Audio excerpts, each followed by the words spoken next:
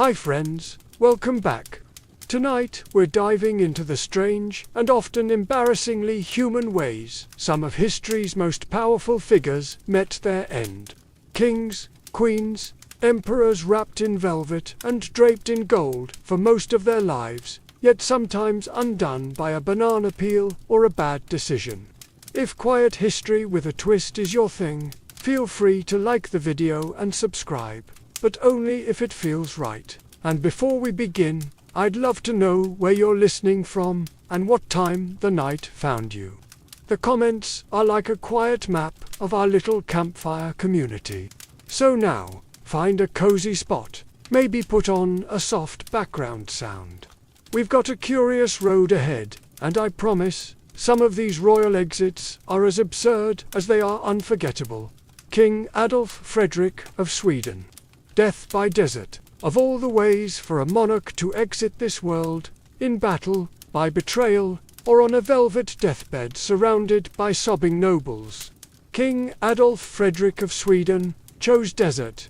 It was February 1771, a chilly evening, and Adolf Frederick, like many of us, after a stressful day of doing absolutely nothing important, decided to treat himself.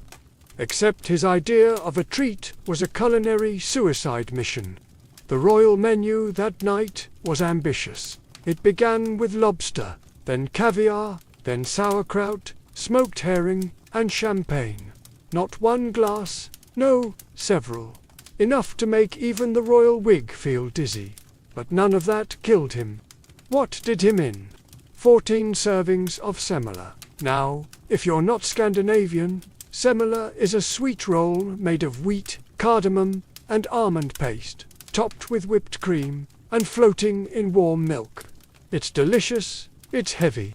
It's the kind of dessert you eat one of. That's enough. Adolf Frederick had 14. That's not desert. That's a sugar-based assassination. His servants must have been horrified. Somewhere between roll number 10 and 13, someone surely said, "Your Majesty, perhaps a digestive walk." But the king waved them off, spoon in hand, cream on his lips, determined to go out in style. And he did. Later that evening, he complained of stomach cramps, which progressed to pain, then collapse, and then the official cause of death, digestive problems. That's putting it mildly. The man ate himself into oblivion. His legacy, a relatively peaceful reign, some administrative reforms, and the title of the king who ate himself to death. You've got to hand it to him. There are worse ways to go. He wasn't assassinated. He didn't fall off a horse. He didn't die of plague or a cursed goblet. He was taken out by pastry. And honestly, that's kind of majestic in its own way. So next time you reach for a second slice of cake and hear that little voice in your head say, why not just remember King Adolf Frederick, and maybe, just maybe, put the spoon down. King George II, Royal Lou exit royalty tends to imagine its final moments with a bit of ceremony. A deathbed farewell. A fading breath, whispered in Latin. Perhaps a full orchestra humming gently in the background. But King George II of Great Britain, he died on the toilet. Yes, you read that correctly. It was the morning of October 25th, 1760. King George II, in his late 70s, woke up feeling a bit off. Still, he followed his usual morning routine. Some light conversation, maybe a touch of royal grumbling, and then, as all men must, a visit to the privy. Except he didn't return. Moments later, servants rushed in and found the monarch slumped over the chamber pot. He had suffered a sudden aortic aneurysm, a rupture of the body's largest artery, and died instantly. So, yes, technically he died of natural causes, but the location unforgiving. Let's take a moment to imagine it. The King of England, Elector of Hanover, defender of the faith, meeting his end, not in bed, not on horseback, but half-sitting, mid-business, pants at royal half-mast. hardly the portrait you want framed over the fireplace. To be fair, the chamber pot itself was no peasant's bucket. We're talking porcelain, possibly gold-rimmed, and surely flanked by servants trained in the art of not reacting. But still, it's the kind of death that gets whispered about in footnotes, not sung in ballads. The physicians wrote it up respectfully. The public was told he died of a heart problem, which was technically true. But the full story was preserved thanks to court gossip and a few very honest palace attendants who couldn't let it go. And neither has history, because, for all his accomplishments, his wars, his reforms, his reign over an empire, George II is remembered most clearly for being the only British monarch to die on the toilet. A legacy no one asked for and no one has matched. He ruled an empire and died like a man. Sigurd the Mighty bitten by a dead man. Some royal deaths are tragic, others are absurd. And then there's Sigurd the Mighty, who managed to die from something even Shakespeare couldn't have invented. A bite from a man who was already dead. Let's rewind to the 9th century.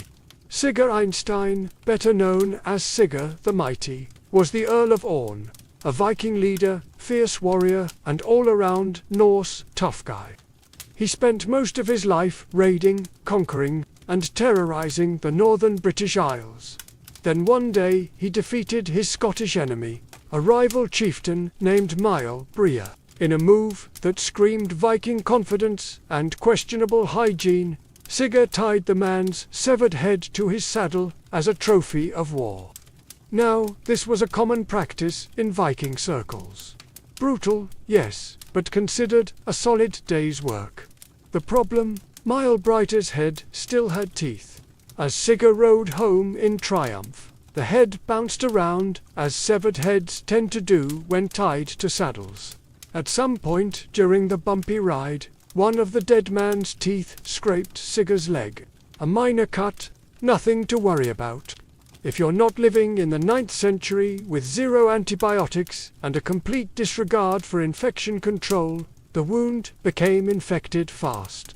And just like that, the victorious Viking who had slain dozens, conquered territories, and taken down a warlord died from a scratch. Not just any scratch, vicious bite. That's not just ironic, that's cosmic slapstick. Imagine being remembered as the war hero who was taken down not by an ambush or a blade, but by a mouth that wasn't even moving anymore. Historians don't know if Sigurd's men laughed, cried, or just quietly untied the head and walked away. Probably all three. Sigurd's story is now a legend. And honestly, it deserves to be. Not because of the conquests, but because he might be the only Viking in history who lost a duel to dental hygiene. Crown Prince Sardo, death by rice chest. There are royal deaths that make you chuckle. And then there are those that make you slowly put down your chopsticks. Enter Crown Prince Sardo of Korea, heir to the throne of the Yuuzhan dynasty in the 18th century.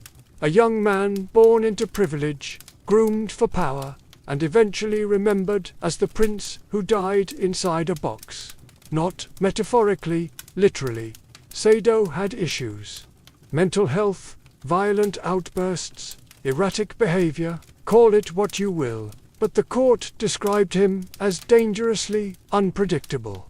He was known to execute servants on a whim, and was rumored to wander the palace at night with a sword, muttering to himself. As you can imagine, this made him unpopular. Now, his father, King Yongzhou, was a Confucian monarch, calm, composed, and painfully concerned with appearances. Executing one's own son would have been politically messy and spiritually scandalous. But leaving him alive, that was even riskier. So, the king came up with a creative solution. He had Sardo placed inside a large wooden rice chest, the kind normally used to store grain. It was mid-July in Korea, which, for the record, is not a pleasant climate for enclosed spaces. There was no ventilation, no water, and no hope of a quick end. Sardo survived for 8 agonizing days. No trial, no blade, just a slow, sealed descent into history as one of the most uncomfortable royal demises ever recorded. It's the kind of death that makes you appreciate exile or even decapitation as a kind option. The official records cleaned up for posterity state that Prince Sardo passed away due to divine judgment. Which is poetic, but let's be honest, he was rice-boxed to death. Ironically, his son, Jongjo, would go on to become one of Korea's most celebrated rulers. The family never publicly spoke of the box incident, but historians never forgot. It's a tale of palace politics, mental illness, and tragic cruelty wrapped in wood and sealed with silence. So, next time you're complaining about tight spaces or summer heat, just remember Crown Prince Sardo, and be thankful no one's solving family drama with furniture. King Martin of Aragon killed by laughter. If you've ever been told that laughter is the best medicine, allow us to introduce you to the one man in history who quite literally overdosed on it. King Martin of Aragon. The year was 1410. Martin nearing the end of his reign and battling digestive issues because no royal story is complete without gastrointestinal drama, had spent the day in bed, not from injury, but from chronic flatulence and indigestion. The kind of royal wind that clears out courtiers. That evening he demanded the presence of his personal jester. His request, a joke, something light, something funny, anything to lift his bloated spirits. The jester delivered. The joke, as preserved in court accounts, went something like this. "Why did you take so long to arrive?" the king asked. The jester replied, "Because I saw a young deer hanging from a fig tree by its tail, and I had to wonder if it was an act of divine punishment." Now, maybe it was the timing. Maybe it was the delirium. Maybe it was the fact that the king hadn't laughed in weeks because he was too busy digesting a goose. But, whatever the reason, Martin burst into hysterical laughter, and he didn't stop. Within moments, he was gasping, clutching his stomach, and finally collapsing. The official cause of death, indigestion and uncontrollable laughter. Yes, King Martin of Aragon literally laughed himself to death. There's something both tragic and deeply undignified about it. Monarchs are supposed to die heroically on the battlefield, in a marble hall, or at least during a dramatic monologue. Martin, he met his end with a joke about a deer and a fig tree ringing in his ears. The succession crisis that followed his death plunged the crown of Aragon into a political mess, but no one could discuss it without stifling a grim chuckle. His advisors must have struggled to write that report with a straight face. Your Majesty has passed, while laughing extremely hard. In the end, Martin's death became legend. Proof that yes, humor can kill. So laugh wisely, guys, especially after dinner. Emperor Qin Shuang, poisoned by immortality. If ever there was a man determined not to die, it was Emperor Qin Shuang. The first emperor of a unified China and the kind of ruler who didn't just dream of immortality. He demanded it. Ruling in the 3rd century BCE, Qin Shi Huang was a powerhouse. He standardized Chinese currency, measurements, and writing. He built roads, walls, and armies. He even commissioned the legendary Terracotta Army, a life-sized battalion of clay soldiers designed to protect him in the afterlife. Although, as it turns out, he wasn't exactly planning on using them. You see, Qin Shuang had no intention of dying. He was obsessed with the idea of living forever, and he tasked his court alchemists and physicians with delivering that dream. Their solution? Mercury pills. Yes, really. Tiny, shimmering, toxic capsules that were marketed as elixir of immortality. The science behind it, non-existent, but it had a shiny glow. And in ancient China, shininess often implied power. The emperor, convinced he was drinking life itself, began taking these mercury-based treatments daily. Not occasionally, daily. The result, his health began to fail. He became paranoid, erratic, and prone to long absences from the court. On one of these trips, a secretive inspection of Eastern territories where he hoped to find more magical life-extending ingredients, he collapsed and died, poisoned, ironically, by the very thing he believed would make him eternal. The court panicked. His death was hidden for days to prevent political instability. During that time, to keep the ruse going, his entourage reportedly traveled with a wagon of rotting fish to mask the smell of his rapidly decomposing body. Yes, the emperor, who feared death so deeply, ended up fermenting next to seafood. To this day, Qin Shuang's tomb remains unopened, a literal mountain of secrets. Some scholars believe it may be surrounded by rivers of liquid mercury. Fitting, really. The man wanted to be preserved forever. And in a way he is, not as an immortal legend, but as a cautionary tale about trusting quack science and glowing pills. Pope John XII, a heavenly scandal. The papacy has seen its fair share of drama, political intrigue, religious reform, crusades, and schisms. But few popes ever reach the level of papal chaos achieved by Pope John XII. Born Octavianus, he became pope in 955 AD, at just 18 years old, now becoming the spiritual leader of millions before you're old enough to rent a chariot. Not ideal. And the result, even less ideal. John XII quickly became known less for sermons and more for scandal.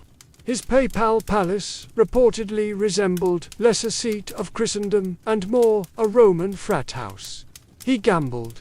He drank. He allegedly ordained a 10-year-old as bishop. He blessed a man's mistress. He even raised toasts to the devil during Mass. It's no surprise, then, that his death was equally unorthodox. According to multiple chroniclers, Pope John XII died of a stroke. But not during prayer, not at the altar.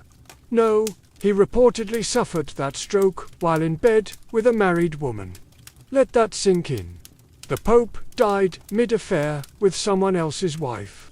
That's not just scandalous, that's a moral black hole. Now, to be fair, the Vatican never released an official statement confirming this account. Possibly because back then, official statements were written by monks who preferred not to die of embarrassment. But the rumor took on a life of its own. Even centuries later, historians couldn't quite agree whether it was truth or a very juicy smear campaign.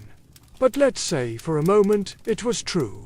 Imagine being the priest assigned to write the eulogy. Here lies Pope John XII, shepherd of the faithful, vicar of Christ, and frequent visitor of marital bedrooms. His death marked the end of one of the most infamously unpapal papacies in history. He reigned for just under a decade, and in that short time he managed to blur nearly every line between sacred and profane. And so, Pope John XII joins our list, not just for how he died, but for how spectacularly he ignored the job description. He came, he sinned, he stroked out, and history never forgot. King Alexander of Greece. Monkey business. Royal duties can be dangerous. War, assassination plots, the occasional poisoned goblet, but King Alexander of Greece, he was killed by a monkey. Yes, a monkey. It was 1920. Greece was balancing on the edge of political turmoil, and Alexander, a young and relatively inexperienced king, had been placed on the throne while his father was exiled. He wasn't exactly in charge, more like a placeholder in a crown. So, imagine the surprise when the news broke. The king had been attacked in the royal gardens by monkeys. Here's how it happened. One afternoon, Alexander was walking through the royal estate with his beloved dog. Suddenly, a Barbary macaque, a type of monkey known for being both clever and incredibly short-tempered, appeared. It belonged to a palace worker, who apparently didn't see the problem in letting monkeys roam free near royalty. Naturally, the dog and monkey started fighting, and, like any loyal pet owner, Alexander tried to break it up. That's when a second monkey appeared. The two monkeys, not thrilled about royal interference, turned on Alexander and bit him repeatedly on the leg. The wounds didn't seem serious at first. He was patched up, no big deal. But days later, infection set in. Then gangrene, then sepsis. Within 3 weeks, the King of Greece was dead from a monkey bite. The fallout was immense. His death triggered a constitutional crisis, a return of his father to the throne, and helped push Greece into further instability. So yes, a monkey attack led to geopolitical chaos. The press at the time didn't know what to do with it. Bitten by a monkey didn't quite fit the traditional royal obituary format, so it was softened. Vague phrases like an unfortunate injury or sudden illness used instead. But the truth, it couldn't be covered up. Alexander's reign had been short and largely uneventful, but his death unforgettable. He may have worn a crown, but he was ultimately taken down by 2 small primates who never even got names in the history books. And that's how you become the answer to the strangest trivia question in royal history. Which king was killed by a monkey fight? King Charles II of Navarre, death by candle. When you think of royal death, you might imagine swords, poison, or at the very least, a dramatic fainting spell after a scandalous banquet. But King Charles II of Navarre, he went out in a way that was both absurd and slightly flammable. Let's set the stage. It's the late 14th century, and Charles II, also known as Charles the Bad, yes, that was his official nickname, wasn't doing so great. He was sick, very sick, possibly suffering from some degenerative illness brought on by a lifetime of political scheming, betrayal, and general unpleasantness. His doctors, equipped with the finest medieval understanding of medicine, which is to say, none, came up with a cutting-edge treatment. Wrap the king from head to toe in linen soaked in brandy. That's right, brandy bandages. Because, when in doubt, marinate the monarch. The idea was to warm his body, draw out the illness, and possibly pickle him into health. It might have even worked if the final step hadn't involved sewing him into the linen cocoon and leaving a servant to snip the thread. Enter the candle. The servant, working late by flickering candlelight, leaned in to make the final cut. And then, as court historians describe, with both horror and dark amusement, the flame touched the linen. Now remember, the king was soaked in alcohol. He went up like a torch. The servant panicked. There was screaming, chaos, probably a few nobles fainting in the corridor. But by the time they extinguished the king, it was too late. Charles II died in one of the most undignified ways possible, accidentally barbecued by his own nurse. The irony was thick. A man who spent his entire life plotting others' downfalls, poisoning rivals, switching alliances, betraying kings, was ultimately undone by his own dried-out bandage and one inattentive assistant. And so Charles the Bad, who had once ruled with fire and fear, met his end as firewood. Let it be a lesson. Never mix royal treatments with open flame, especially if your nickname is already the Bad. King Edmund II, death on the privy. Some royal deaths are dramatic, some are symbolic, and then there's King Edmund II of England, who allegedly met his end in the most vulnerable position a man can be in, sitting on the toilet. Known as Edmund Ironside because the second just wasn't intimidating enough. He reigned for only 7 months in 1016. His nickname came from his battlefield grit and refusal to yield to Danish invaders, particularly King Cut the Great, who was breathing down England's neck at the time. Edmund fought like a lion, enduring defeat, betrayal, and political chaos. He was everything you'd expect from a tough Anglo-Saxon king until the very end, when all that martial glory was overshadowed by what happened in the privy. According to a persistent and suspiciously detailed medieval rumor, Edmund was assassinated while using the toilet. How a would-be killer, knowing the king's schedule and digestive reliability, hid beneath the wooden seat. And when Edmund sat down, surprised dagger from below. Gruesome, yes, dignified. Not remotely. The official record is murky. Some sources say he died of wounds after battle. Others mention an unnamed private treachery, but a few chroniclers, clearly blessed with imagination, described the whole scenario in remarkable detail, right down to the killer hiding in the cesspit and striking upward. It's the kind of story that feels like political slander. And yet it stuck, because nothing erodes a legacy like death by outhouse ambush. Imagine the scene. Edmund perhaps humming a victory tune, sitting down after a long campaign, thinking he's finally earned a quiet moment, and then betrayal from below. It's not the stuff of royal murals. It's the stuff of cautionary tavern tales.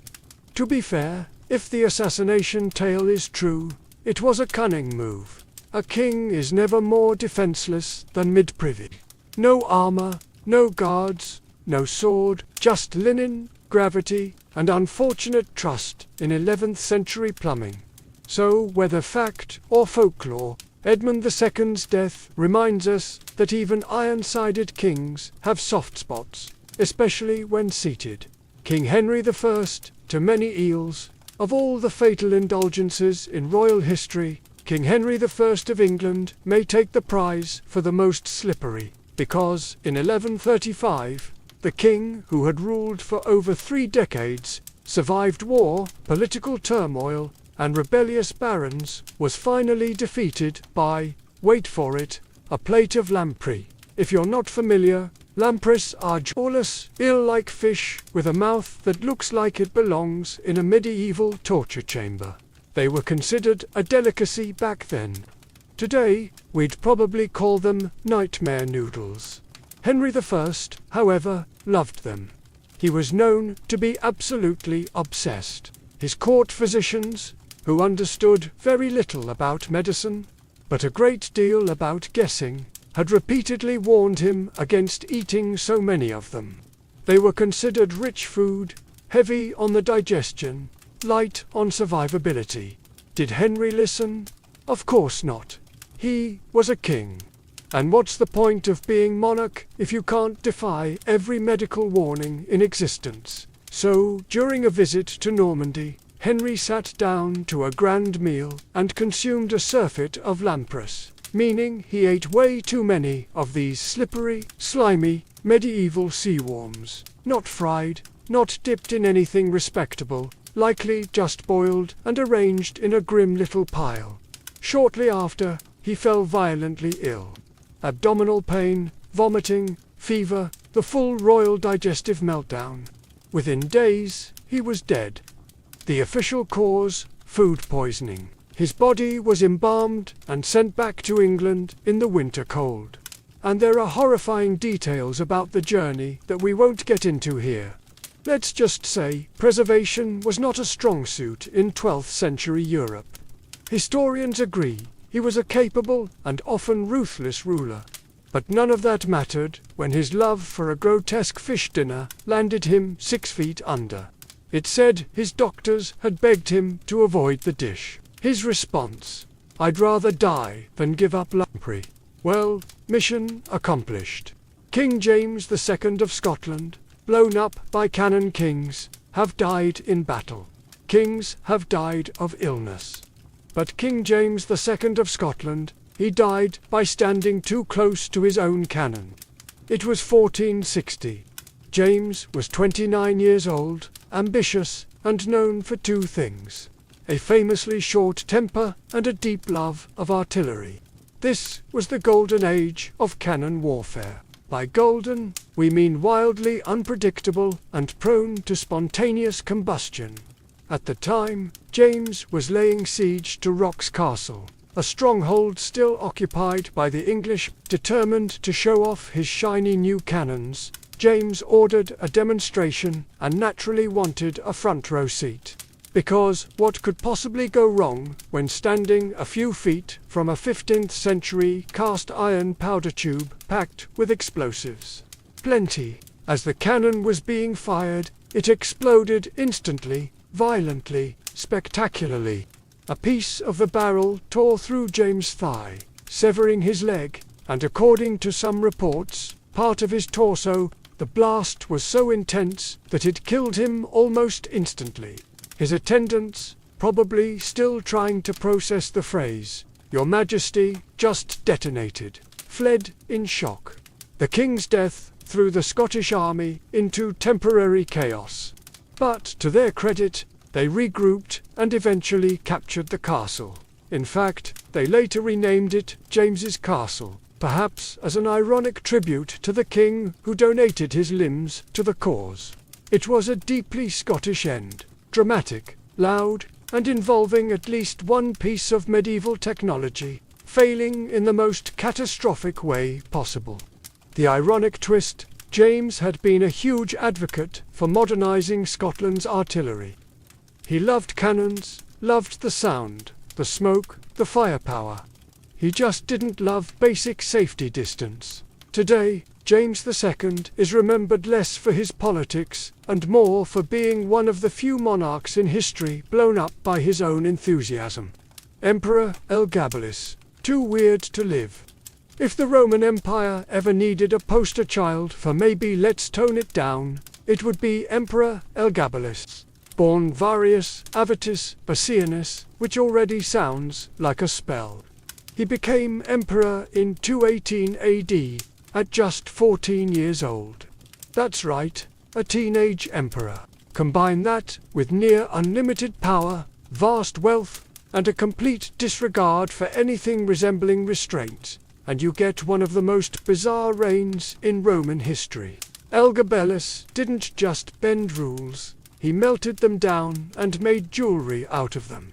He appointed a horse as a government official, a trend among Roman eccentrics, insisted on being called empress instead of emperor, and once invited guests to a feast and dropped rose petals on them until some suffocated. His personal life was just as chaotic. He reportedly married 5 times, including once to a Vestal virgin, which was illegal, and was famous for dressing in women's clothing, wearing makeup, and offering money to any physician who could surgically convert him into a woman. In modern terms, we might call him gender non-conforming or fluid. But in ancient Rome, this made him a scandal wrapped in a toga. While his behavior shocked Roman elites, what really got him in trouble was his disregard for Roman religious traditions. He tried to replace Jupiter, king of the gods, with Elagabal, a sun deity from Syria. He even built a massive temple and made senators watch as he danced around a sacred black stone.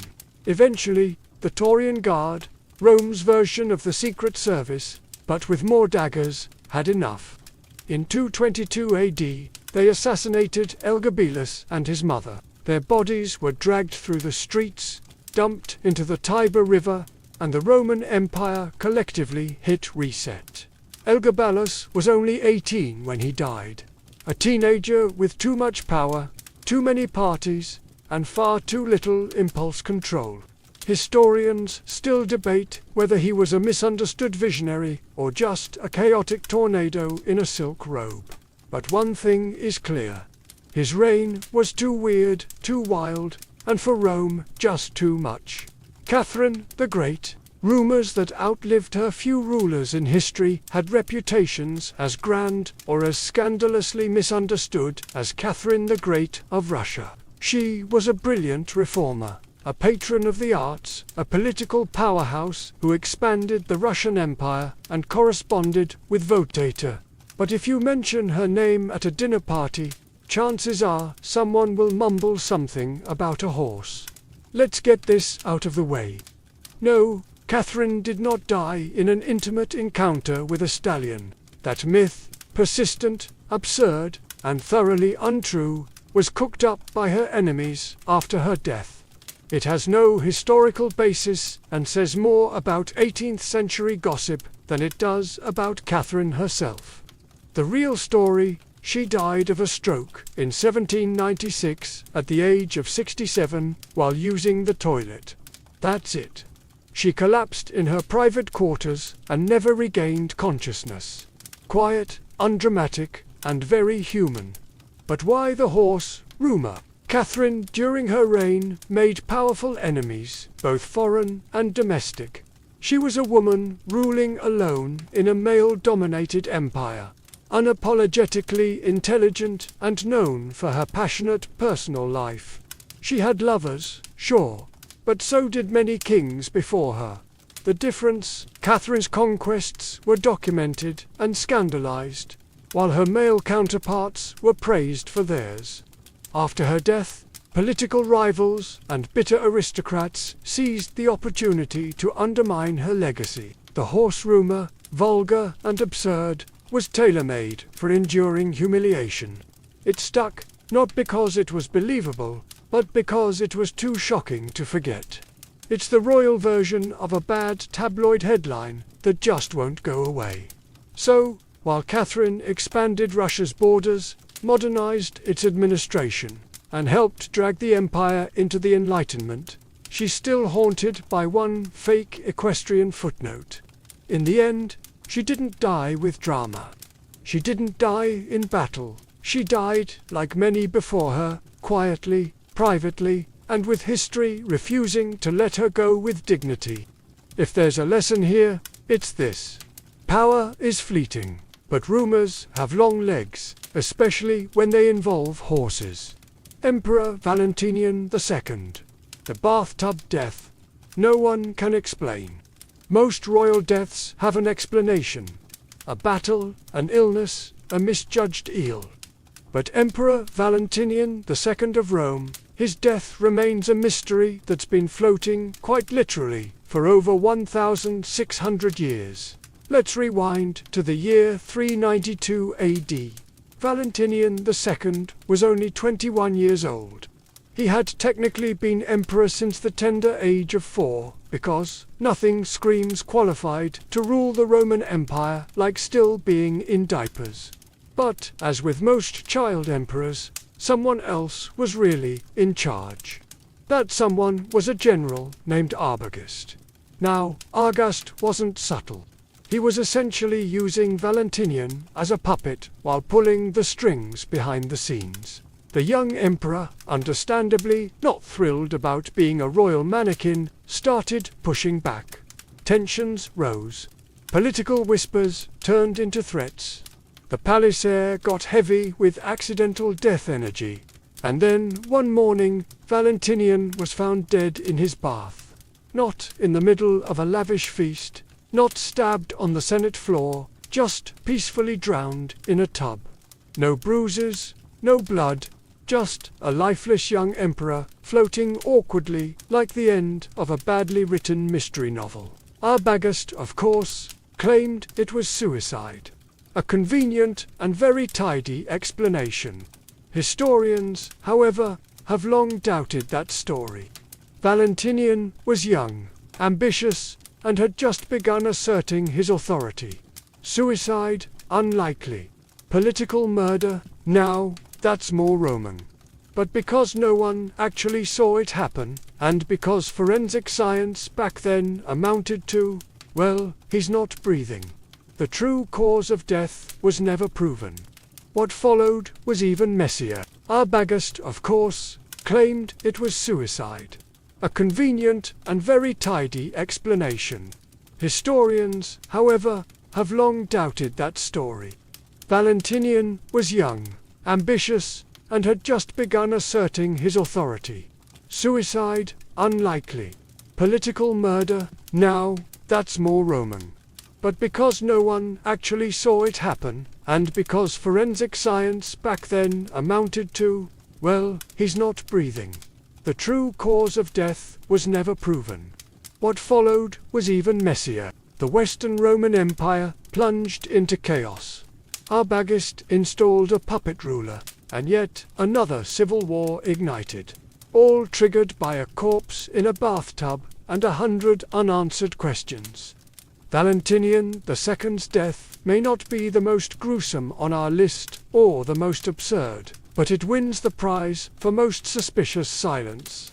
Because if there's one thing history teaches us, it's this. When emperors die in bathtubs, somebody probably helped. In the sun-drenched city of Argos, where marble temples gleamed and the sea breeze tangled with the scent of olive trees, a frail girl named Telesilla was born into a life of quiet expectation. Her family was aristocratic, wealthy enough to afford luxury, educated enough to afford poetry, but their daughter was seen as delicate, sickly, and unlikely to leave much mark on the world beyond the home's shaded courtyards. From a young age, Tila suffered from chronic illness. We don't know exactly what plagued her. Ancient records rarely give us such mercy, but she was often bedridden, a passive observer of life's energy from behind linen curtains. In a society that prized athleticism and public presence, especially among men, Tila's physical weakness could have been a sentence to obscurity. But here's where fate, or perhaps the muses, intervened. Unable to join the bustling life of the agora, or the festivals of Ha, Tila turned inward, and inward she found poetry. Lines and rhythm became her companions. Words were her resistance. Instead of falling into despair, she began composing verses. Some say with the same fluency others used to breathe. Her poems honored Apollo, Artemis, Athena, divine beings of strategy, healing, and war. It's almost ironic, considering what would come later. And as her poetry deepened, something else changed. Pausanias, the ancient travel writer, claimed that through her dedication to the muses and the act of writing itself, Telesilla's body began to heal. Slowly, steadily, she grew stronger. It's possible that she took part in ritual purification or simply found purpose that revitalized her. Whatever the reason, she emerged not just as a poet, but as a woman reborn with voice, strength, and startling clarity. In time, her works became widely admired. Her name passed from symposium to symposium, and her lyrics stirred something deep in the hearts of archive women. She wasn't just crafting verse, she was crafting identity.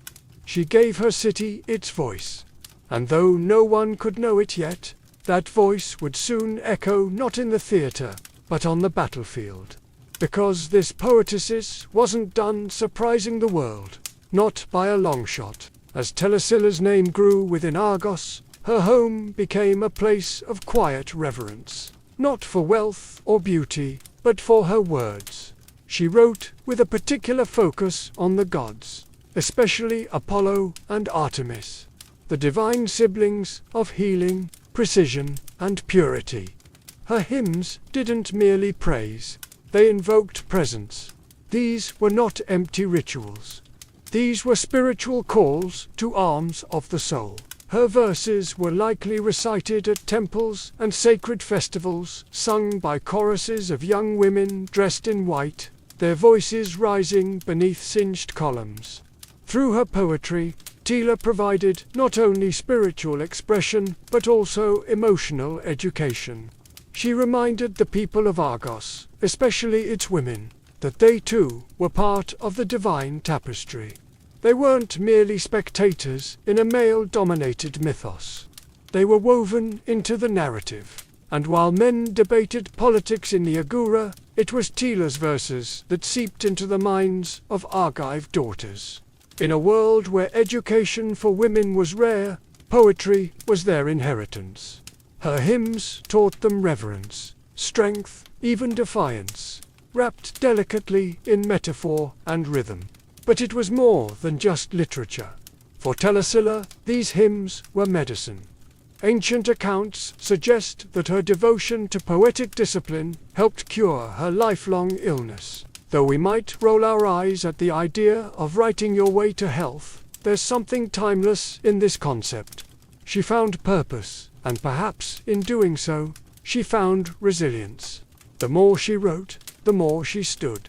The more she stood, the more people listened. And Argos needed her voice because war was coming. The city had been growing complacent, leaning too heavily on its past glories and underestimating the tensions rising round it. Sparta, that eternal neighbor to the south, had already shown its teeth more than once. And while the men of Argos continued their debates, no one suspected that a poet, the once sickly girl who healed herself with verse, would soon become their rallying cry. In many ways, Telesilla was already preparing her city.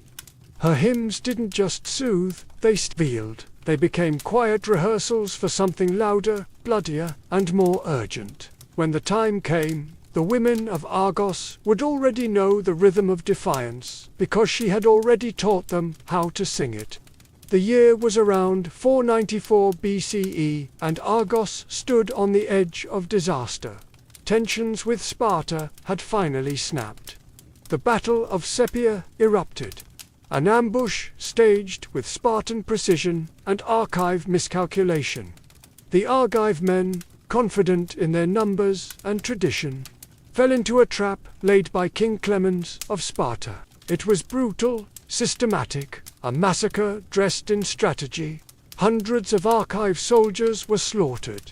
Some say nearly the entire male fighting force of the city was wiped out.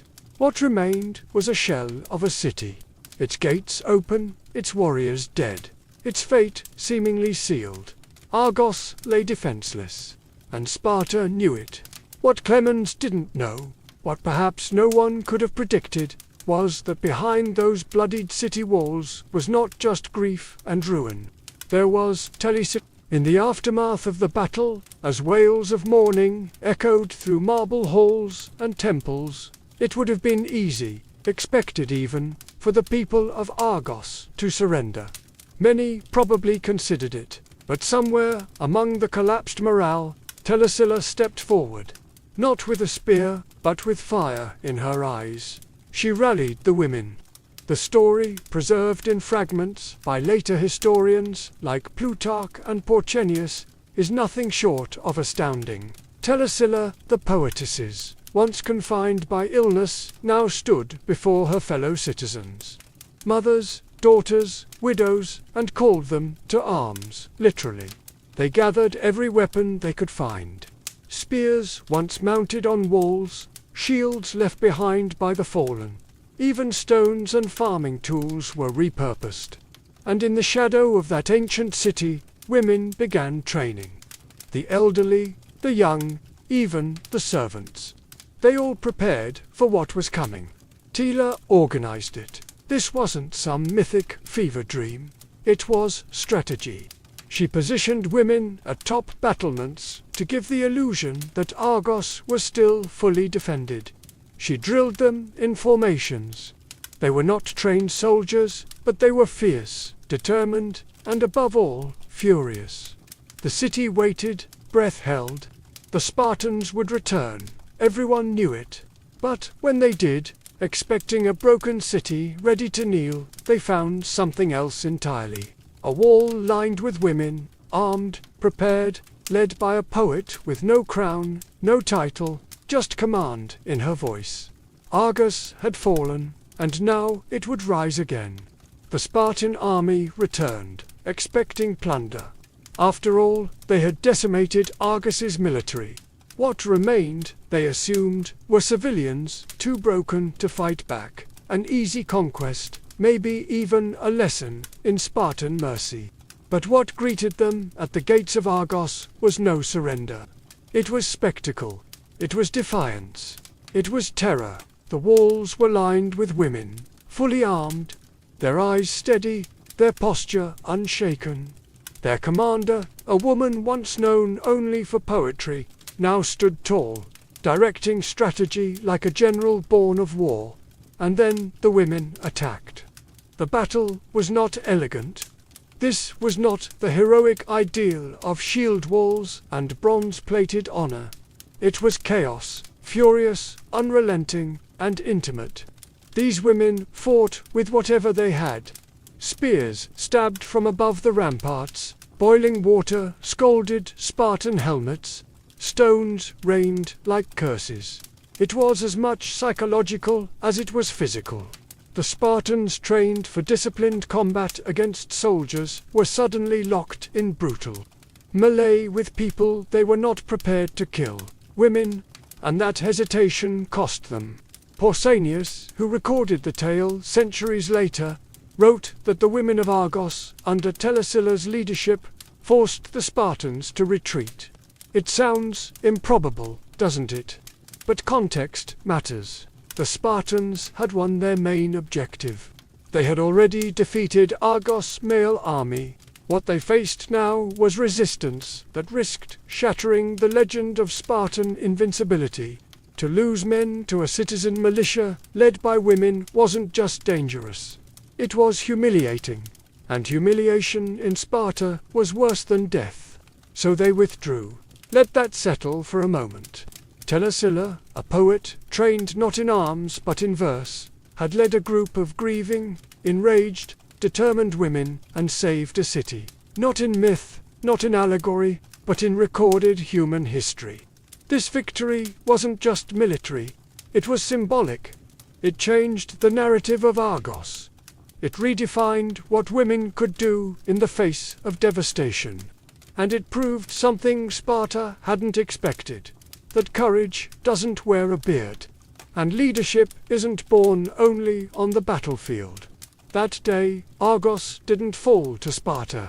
It stood taller than ever, held up by hands that had once only held lyres. And it was Telesilla who handed the city its second breath. Victory had a strange taste. The city of Argos had survived, but it was changed. Its streets still echoed with grief. Its temples bore the bloodstains of husbands, brothers, and sons who never came home. But over all that silence stood something remarkable, a new kind of legacy stitched together by women's hands and Tila's unshakable resolve. She didn't claim power. She didn't crown herself queen or sit upon a throne. Telesilla returned to her poetry. It might seem anticlimactic, but this was precisely her genius. She didn't fight for personal glory. She fought because her city needed her. And once Argos was safe, she resumed what she loved, composing hymns and honoring the gods. But now her verses had new weight. They weren't just lyrics sung at festivals. They were reminders, living memory set to meter. Imagine the girls of Argos growing up in the shadow of that victory, whispering stories of the poet general who once led their mothers into battle. Imagine their voices reciting her verses under moonlight, not just as ritual, but as power. Tila's poetry had become prophecy, and prophecy had become precedent. The city honored her not just in song, but in stone. A statue was erected in the temple of Aphrodite, showing Telesilla seated calmly with scrolls at her feet, one hand upon her lyre, the other resting on her shield. Not as a contradiction, but as a complete truth. She was both artist and warrior, and she had shown her city that those identities were not only compatible, they were necessary. Elsewhere, in Greece, the story spread. Tila became a symbol not only of archive resilience, but of womanly courage in a world that rarely allowed such narratives to breathe. Philosophers debated her, poets echoed her themes, and in time her name was preserved in collections of heroic sticks, women standing shoulder to shoulder with queens and oracles. But perhaps most powerful of all was the silence that followed. She didn't chase war. She didn't court conflict. Her defense of Argos was an act of necessity, not ego. When peace returned, so did she, to her ink, to her rhythm, to the private, sacred space where poems were born. And in doing so, she proved that real strength isn't measured in how long you hold the sword, but in knowing exactly when to put it down. Telesilla's name began to stretch beyond the city walls of Argos, carried not by armies, but by admirers.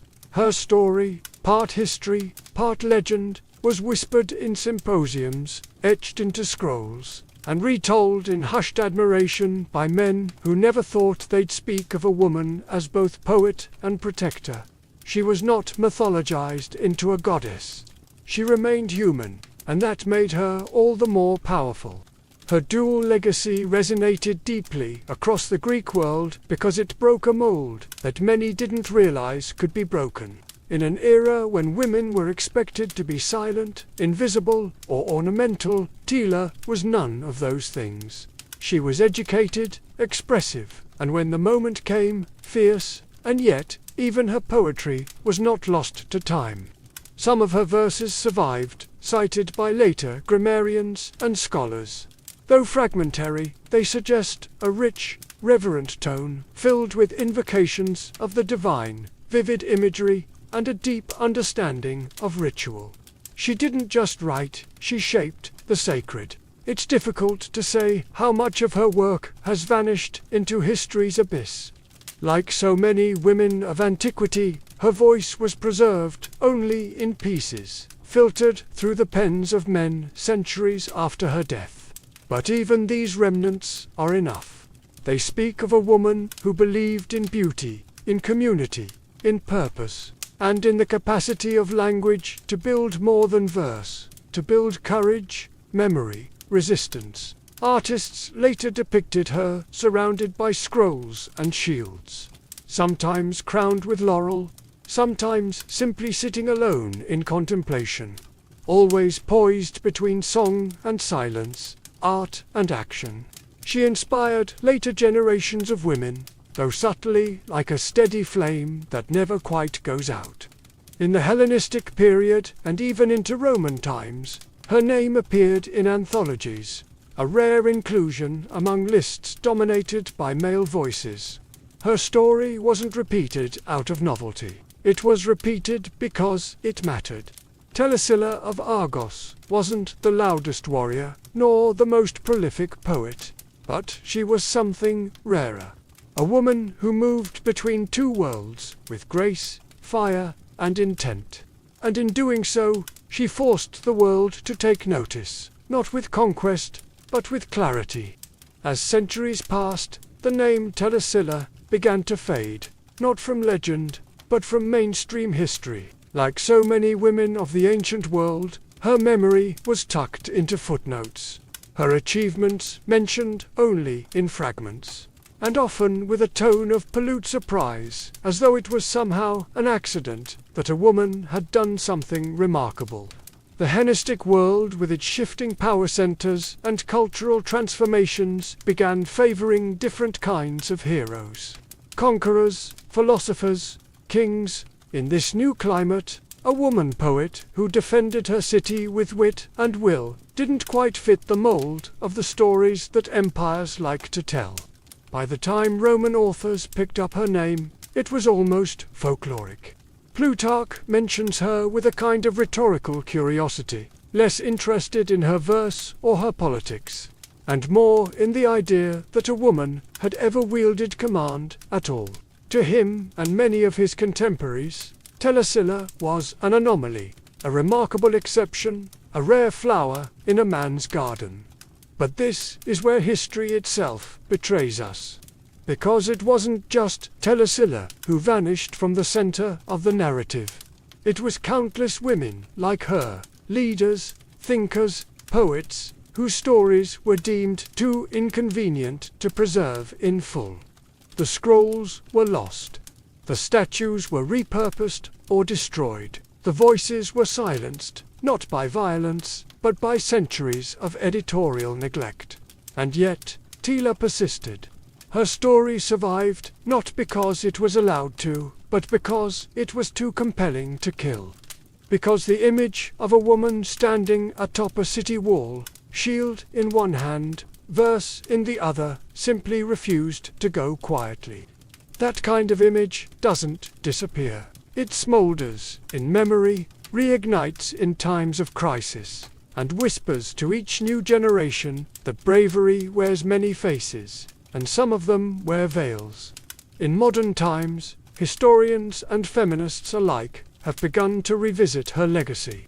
Not to exaggerate it, but to reclaim it, to dust off the silence and examine what happens when we let the full weight of a woman's story stand beside her male counterparts. And in doing so, we don't just remember Telesilla. We remember what history tried to forget.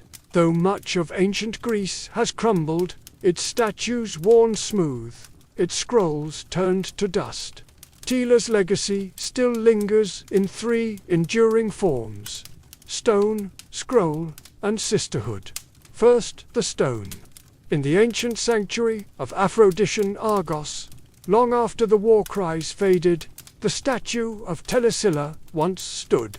Not a grand marble colossus, but a thoughtful monument. She was depicted seated calmly, her scrolls scattered at her feet, her hand resting on a helmet. No raised sword, no dramatic stance, just a moment of stillness. An image of a woman who had mastered both art and action.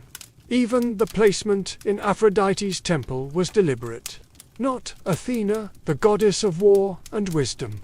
Aphrodite, goddess of love, beauty, and perhaps here, resilience. It was a quiet revolution carved in stone. Then came the scrolls. Though most of Telesilla's poetry is lost, what little remains reveals a voice rich with reverence and clarity. Scholars across centuries have tried to piece together her verses, finding in them not only artistic merit, but emotional insight. Her style belonged to the lyric tradition, intimate, melodic, charged with spiritual devotion. She was not writing for spectacle, she was writing for the soul. And perhaps that's why her words survived longer than her battles. And finally, the sisterhood. Telesilla's story became a kind of coded anthem for women through the ages, especially for those denied swords, votes, or recognition. She offered something more enduring than strategy. Permission. Permission to act, to speak, to lead, to protect. She wasn't just a historical figure. She was a mirror, one in which generations of women could see their own potential reflected, no matter how obscured by time.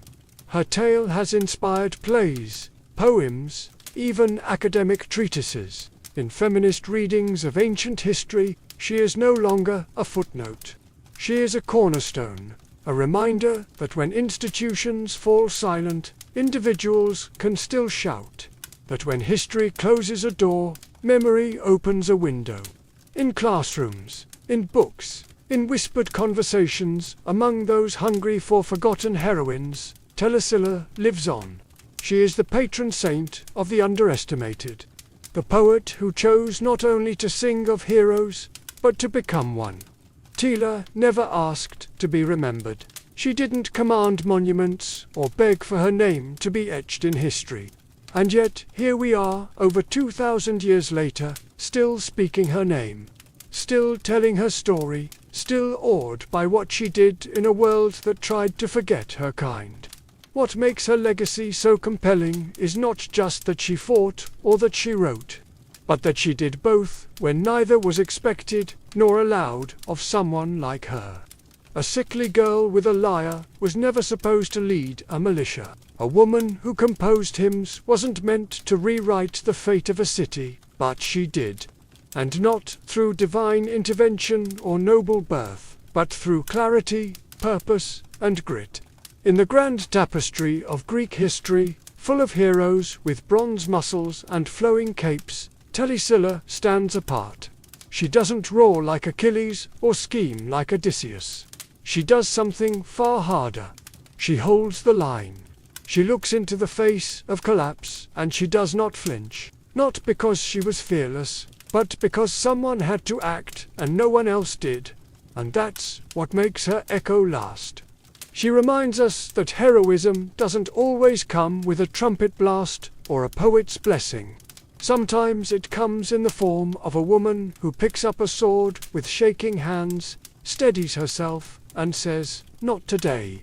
Today, scholars and creatives alike continue to draw inspiration from her. Her story is taught in feminist studies, referenced in discussions about women in warfare, and even invoked in debates about the fluidity of roles across gender and class. She has become not just a symbol of Argos, but of resistance itself. And if you listen carefully, her voice still hums beneath the surface of modern tales. In every woman who steps up when others step back, in every artist who refuses to stay in their lane, in every act of courage that begins with a whisper and ends in thunder, Tila's legacy is not locked in the past.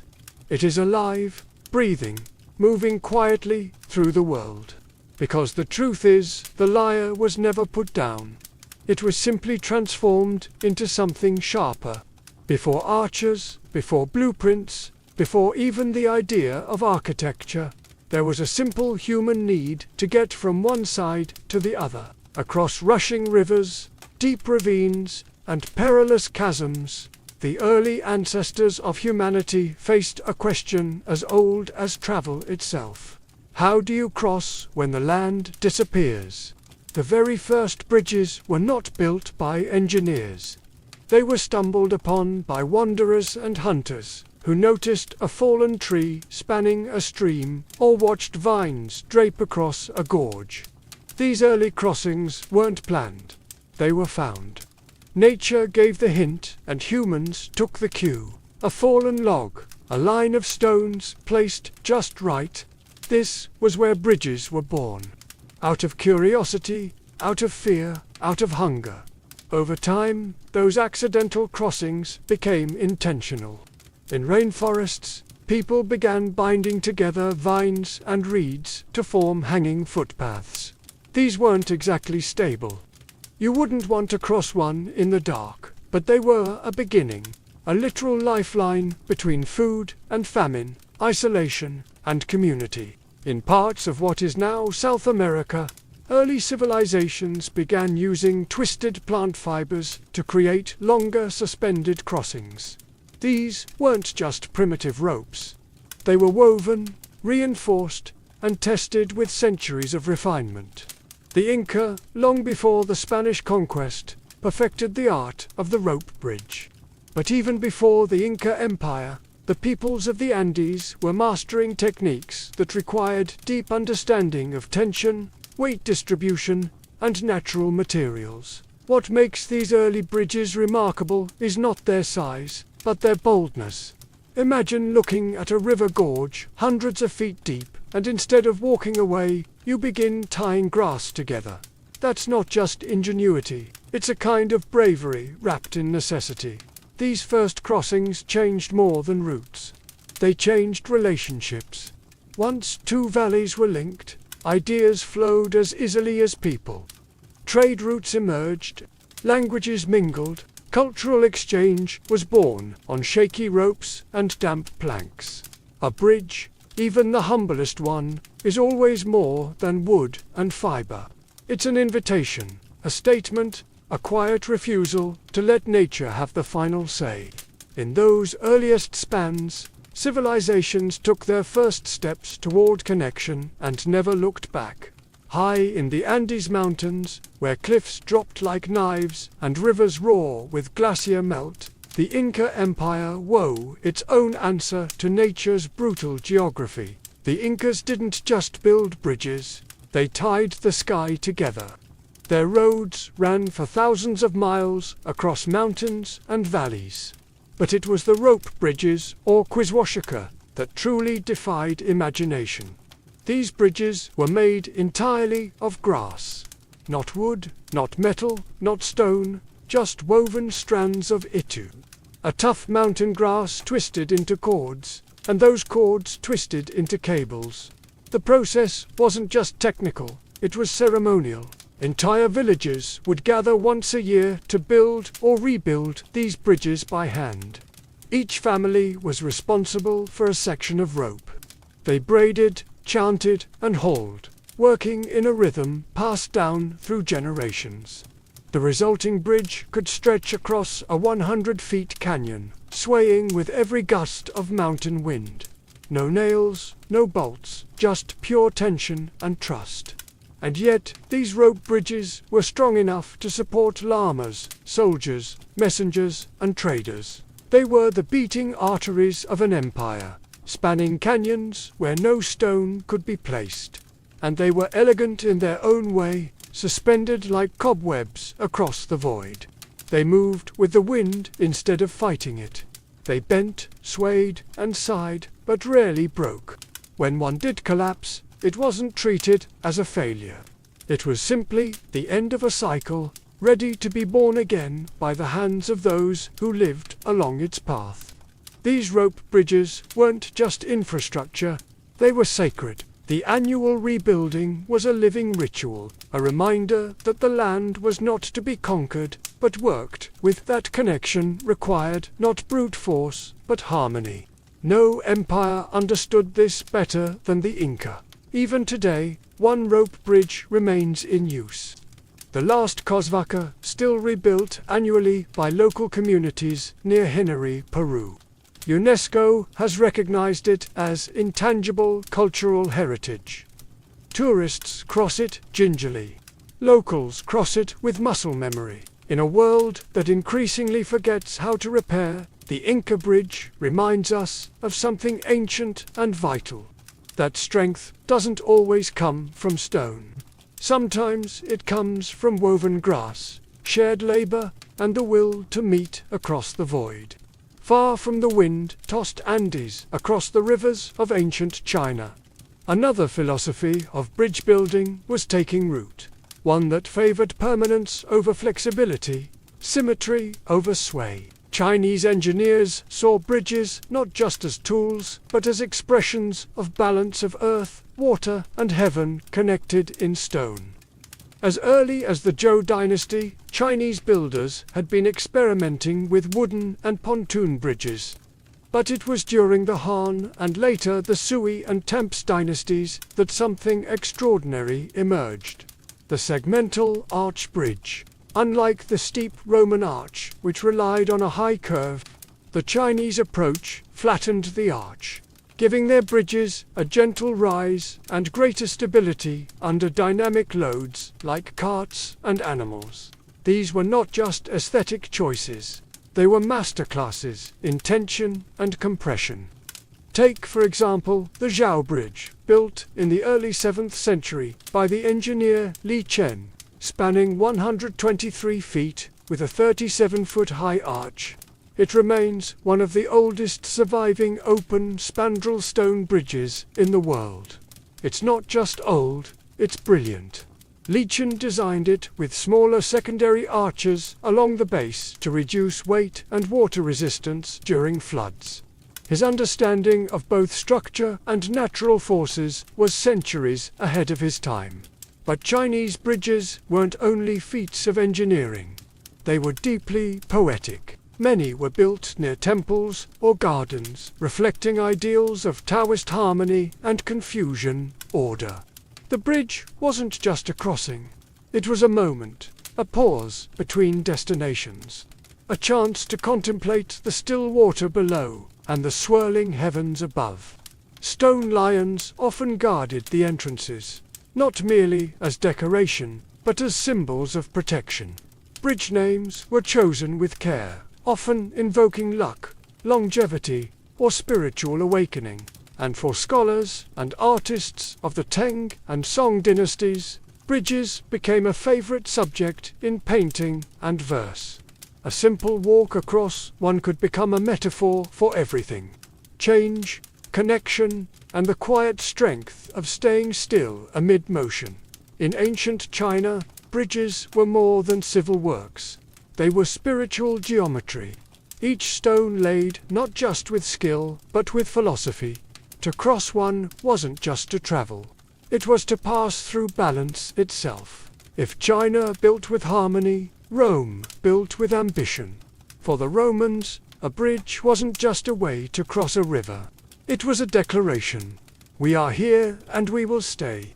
As the Roman Empire expanded, it faced an endless parade of rivers, valleys, and gorges. But where others saw obstacles, Rome saw blueprints. The Romans took what the Etruscans had started, arch technology, and turned it into something monumental and permanent. Using stone, concrete, and sheer willpower, Roman engineers constructed bridges that didn't just survive time, they defined it. One of the most famous is the Pons Fabricius, built in 62 BCE, which still carries foot traffic across the Tiber River today. That's more than 2 millennia of wear and war, flood and footstep, and still standing. The genius of the Roman bridge lay in its arch. A Roman arch distributed weight evenly, channeling force into the ground. It allowed bridges to span wider rivers and support heavier loads. And with the invention of Patelic concrete, which could set underwater, Roman builders gained flexibility their rivals couldn't match. But function was never enough for Rome. These bridges were built with grandeur. They were often faced with marble or limestone, inscribed with the names of emperors, adorned with statues and triumphal messages. Some were even designed as part of aqueducts, like the breathtaking Pont Gard in modern day France, which served as both a water channel and a towering architectural statement. For Roman legions, bridges meant speed. For Roman merchants, they meant prosperity. And for the empire itself, they meant permanence. The roads of Rome were famously straight and unyielding. But it was the bridges that made those roads matter. Wherever Rome went, it bridged the gap, literally and metaphorically, between conquest and civilization. A bridge wasn't just infrastructure. It was empire in miniature, orderly, strong, and built to last. Even after the empire fell, many Roman bridges remained, used, rebuilt, reimagined. The stones whispered of a time when engineers walked hand in hand with emperors and when rivers, no matter how wide or wild, bowed to the Roman will. To cross a Roman bridge was to walk in the footsteps of conquerors and to feel the weight of eternity under your feet. While Rome built in stone and China in symmetry, ancient India quietly cultivated a bridge tradition that was unlike anything else on earth. Bridges made from trees, not cut wood, not rope, not carved beams. Living, growing trees. In the wet, hilly region of Meghalaya, in the northeast of the Indian subcontinent, rivers are fed by relentless monsoons. Flash floods sweep away bamboo, rope, and timber bridges with ease. But centuries ago, the Khasi and Jonsha peoples found a way to use nature not as an obstacle, but as a partner. They began guiding the roots of the FC elastica tree, a type of rubber fig, across streams and rivers slowly, patiently. Over years, then decades, the roots were trained using hollowed-out tree trunks, scaffolding, and bamboo frames to grow toward the opposite bank. When the roots met, they were woven and anchored into the soil, creating a bridge that was quite literally alive. These living root bridges didn't rot, they didn't splinter. In fact, they grew stronger with age. A young bridge might take 15 years to become usable. But once mature, it could last hundreds of years, sustained by the very land it stood on. This was not fast architecture, it was generational. A grandfather would begin weaving a bridge that his grandchildren might one day walk across. There was no blueprint, only tradition, no calculation, only intuition passed down through watching, doing, and remembering. And these bridges weren't just functional, they were breathtaking, suspended among waterfalls and emerald valleys. The root bridges curved and twisted like something from a fairy tale. Organic and surreal, blending into the jungle as if grown by myth. In a world that often values speed, India's living bridges are a defiant, slow song. They show that time, care, and cooperation with nature can produce wonders just as lasting as stone. They are community projects, sacred paths, a reminder that not all strength is rigid. Some of it is woven, flexible, and alive. To cross a root bridge is to cross into a different rhythm of civilization, one that listens to the earth rather than reshaping it. And in that quiet balance, India bridged more than rivers. It bridged the wild itself. In the cradle of civilization, where the Tigris and Euphrates carved ribbons through desert and city, early Mesopotamians faced a familiar problem. Rivers that both nourished and separated. These waterways brought trade, irrigation, and life. But they also created boundaries. And where boundaries exist, someone eventually builds a bridge. Unlike the later empires of stone and steel, ancient Mesopotamians worked with what they had: mud, brick, timber, and ingenuity. Their rivers were broad but not bottomless. Their materials were fragile, but their minds were not.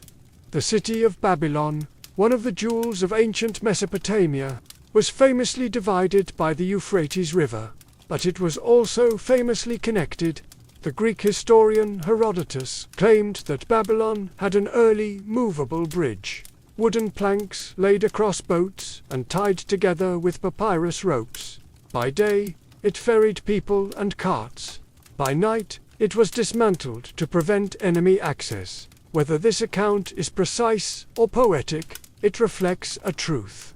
Mesopotamian cities were not isolated settlements.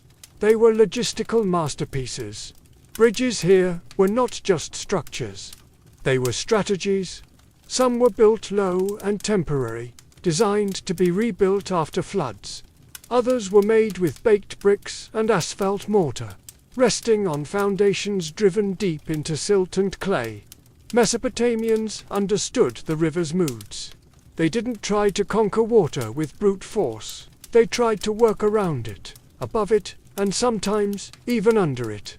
Trade caravans carrying grain, textiles, and lapis lazuli needed bridges. Temples and ziggurats drew pilgrims from opposite shores, and kings forever in need of control understood that whoever held the bridge controlled the city. Over time, as empires like the Assyrians and Persians rose, their bridges grew in complexity. Engineers began incorporating stone piers and more permanent wooden spans. But the roots of that engineering went back to the simplest acts: bundling reeds, piling clay, stretching logs. The logic of bridging the why came long before the how. Mesopotamian bridges may not have survived the centuries like Rome's, or inspired poetry like China's, but they formed a vital foundation. They were among the first expressions of infrastructure, the bones of organized society. They taught us that where there is commerce, there must be connection, and where there is water, someone will always try to walk across it. To the ancient Greeks, the world was not just a place to live. It was a canvas to be shaped, measured, and perfected. And when it came to bridges, they brought the same thoughtful attention to proportion, harmony, and engineering that they poured into their temples and sculptures. Unlike the Romans, the Greeks weren't obsessed with spanning vast distances or showcasing imperial power. Their bridges were often more modest, but no less intelligent. Built across small rivers, marshes, or rocky gaps, these structures were crafted with an elegant balance of form and function. Take the Art Deco Bridge. Located in the Peloponnese and dating back to the Bronze Age, around 1300 BCE. It's one of the oldest surviving arch bridges in the world. Constructed from large, unmortared limestone boulders, the bridge still stands today, quietly carrying foot traffic just as it did millennia ago. There are no inscriptions, no imperial eagles, no towering arches, just a single subtle span built with precision and enduring grace. The Greeks understood stone, they understood load-bearing, and perhaps most importantly, they understood the importance of community connectivity. Many of their early roads and bridges were part of sacred routes, used during religious festivals and processions to temples such as the long journey to Delhi or Olympia. In these contexts, a bridge wasn't just about moving people. It was about guiding them toward the divine.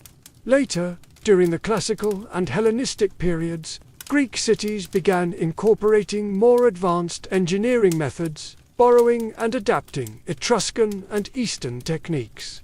Timber and stone were used together. Some bridges even included drainage systems, careful grading, and guardrails. Still, aesthetics mattered. A Greek bridge didn't just serve a function. It fit into the landscape, enhancing rather than dominating it. It was common to find bridges positioned for viewing, often offering perfect symmetry with the surrounding hills and sky. Water below, air above, and stone in between. The Greeks liked their elements balanced. In Greek thought, the bridge became more than a crossing.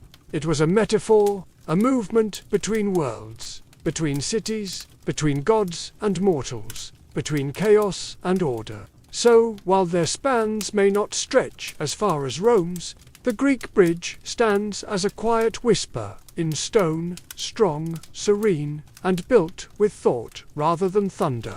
In the land of towering pyramids and mighty pharaohs, ancient Egypt didn't need to conquer rivers as often as it needed to navigate them. The Nile, both giver and taker of life, served more as a highway than a barrier. Boats were the bridges of Egypt. But that didn't mean Egyptians ignored the art of crossing land-based gaps. When they did build bridges, they did so with intention and unmistakable symbolism. Egyptian civilization grew along the fertile banks of the Nile, where irrigation channels and canals carved up the land. To manage this watery maze, the Egyptians developed small-scale bridges, flat stone causeways, wooden crossings, and canal bridges designed more for function than spectacle. One of the earliest known examples comes from the workers' village at Daya el-Medina, near the Valley of the Kings. Archaeologists have discovered narrow stone walkways and raised paths, designed to carry foot traffic over irrigation ditches and sunken terrain. These weren't monumental in size, but they were smartly built using local stone, carefully leveled surfaces, and aligned with prevailing routes. And then there are the great causeways, long, sloping stone paths that connected the Nile to the pyramids at Giza.